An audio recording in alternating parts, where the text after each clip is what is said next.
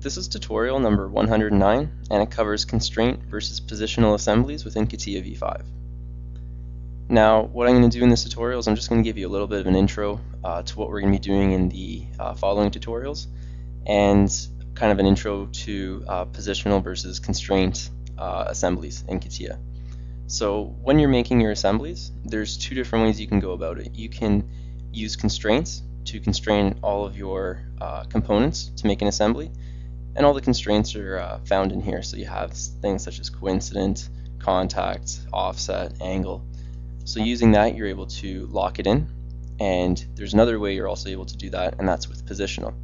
So with positional, you'd be using the manipulation and the snapping tool to snap all the components into place.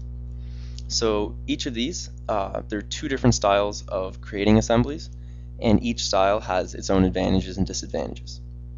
So with a fully constrained assembly, what you're able to do is, say, put all the constraints on there, and if it's a moving part, you're able to move it around and move it, position it, and you're able to see the travel and whatnot. With a positional assembly, the advantage of that is that when you have a large number of components, replacing one component to another isn't going to create a large problem.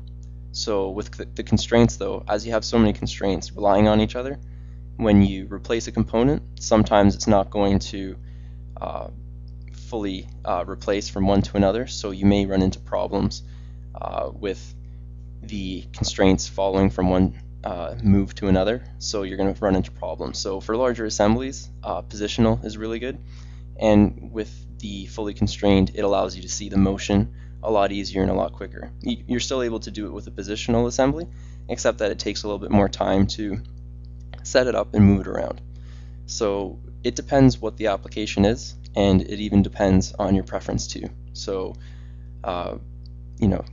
this is just like an introduction. It shows you two different ways. You're able to decide which ways work for you best.